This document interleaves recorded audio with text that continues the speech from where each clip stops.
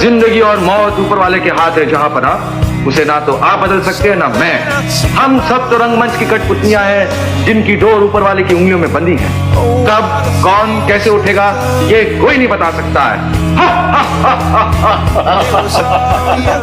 Hello. तो तुम्हें याद तो होगा क्योंकि 2 महीने से ऊपर हो गए हैं मैंने कुछ डाला नहीं है चैनल पर, तो इसका ये मतलब नहीं कि तुम मुझे भूल जाओ।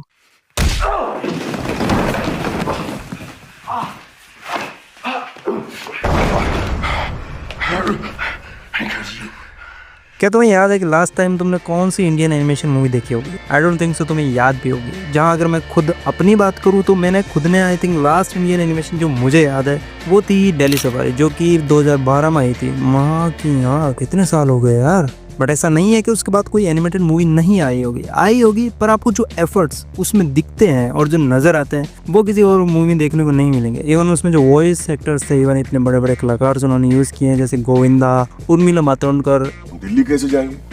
रास्ता तो सिर्फ ट्रेन को पता था। ई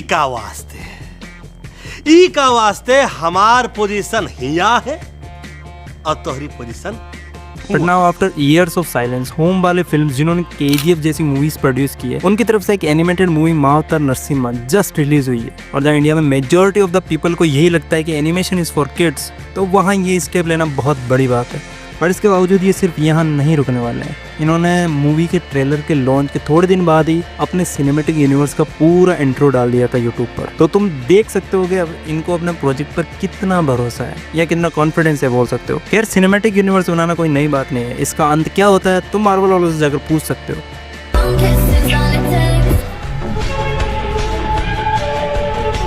बट तुम्हें जानकर हैरानी होगी कि जो होम वाले मूवीज है वो सिर्फ एक मूवी या इस सिनेमैटिक यूनिवर्स पर नहीं रुकने वाले हैं, वो इससे रिलेटेड कॉमिक्स, वीडियो गेम्स सब कुछ प्रोड्यूस करने वाला है। मतलब पैसा ही पैसा। जहाँ इनका सिनेमैटिक यूनिवर्स की पहली मूवी आती है मावतार नरसिम्हा, जो कि fully 3D CGI animation movie है जिसकी लेंथ अराउंड 2 घंटा और 11 मिनट है। अब देखो इसे देखने के लिए पहला 2 रीजन है कि अगर तुम एक डेवोटी हो और भगवान नरसिम्हा या भगवान विष्णु में मानते हो तो definitely go for it. And second, जिस कहानी को अपन बचपन से सुनता है उसे पहली बार बिग स्क्रीन पर देखने का मौका मिलेगा, then also you can go. अब आते थर्ड लोग, वो जिन्हें एज एन मूवी और एक्सपीरियंस के लिए जाना। और मेरा क्या एक्सपीरियंस रहा इसे देखते वक्त, क्या इसके पैसे देने चाहिए और क्या ये वो एक पीक एक्सपीरियंस डिलीवर करती है। So let's continue. तो देखो इसे लेकर मेरा experience okay, but salute for their efforts. उन्होंने काफी मेहनत की इसे बनाने के लिए, बट आई होप वो इससे भी अच्छा और कर सकते हैं आगे, और आगे उन्हें अपने स्टेक्स बढ़ाने भी पड़ेंगे, वरना तो फिर मजा नहीं आएगी। अब देखो मैं अपनी बात करूँ, मैं थोड़ा लेट पहुंचा था वहाँ, जैसे तैसे करके मैंने टिकट्स लिए और इन सब में मेरे 20 से 15 मिनट निकल गए थे शुरू के। बट कहानी मेरे लिए नहीं थी, बिकॉज थोड़ा बहुत आइडिया था, बट इसके लोर में ये कितना गए वो मुझे देखना था। और हाँ, मूवी देखते टाइम आपको एक नॉस्टैल्जिया जरूर से हिट कर जाता है, क्योंकि हम जिन कैरेक्टर्स को अपने बचपन से देखते हुए आए हैं, जैसे प्रहलाद, हिरण्यकश्यप और भगवान नरसिम्हा को एक बिग स्क्रीन पर इतने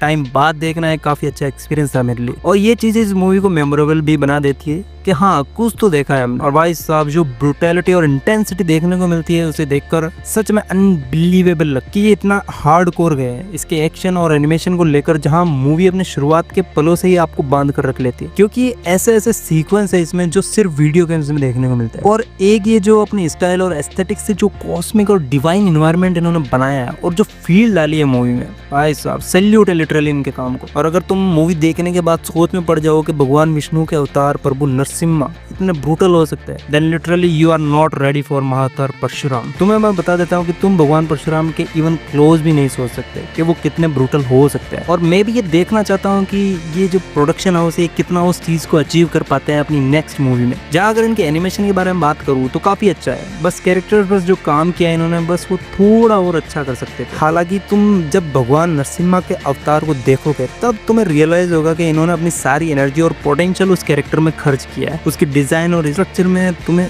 वो मेहनत नजर आती है। मूवी की टोन काफी डार्क, इंटेंस और स्पिरिचुअलिटी से भरी हुई है, जो हमें एक एक्सपीरियंस देता है कि कैसे हमारी माइथोलॉजी बताई जानी चाहिए आने वाली जनरेशंस को। बेस्ट पार्ट यही है मूवी का कि हमारी रूट्स की रिस्पेक्ट करती है विद सम मॉडर्न टच। अब अगर प्रोडक्शन हाउस के विजन की बात करें इसे लेकर तो काफी लंबा है, जो कि एक मैसिव रिस्क भी है एक इंडियन एनिमेशन इंडस्ट्री में। इन पर पूरा भरोसा है कि आगे हमें ये और भी बैंगर डिलीवर करेंगे, and I am excited for that. जाते जाते यही बोलूंगा कि इस मूवी को बस मूवी की तरह मत लेना, मे भी एक एरा की शुरुआत हो सकती है। सो hit the like button and subscribe, और कमेंट करके बताना तुम किस अवतार को देखने के लिए काफी ज्यादा एक्साइटेड हो।